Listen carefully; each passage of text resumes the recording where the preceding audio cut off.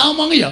Mangan sedina ping pindho tak gawe tentrem, tak gawe ayem, pancen rejekine sing gawe urip tumrap Bagong ming semono. Ning tak gawe wareg arep jane ngintir-intir. Ning sing penting atiku seneng anakku iso mangan, bojoku iso mangan. Ora nyimpen brana picis kokean sak madya.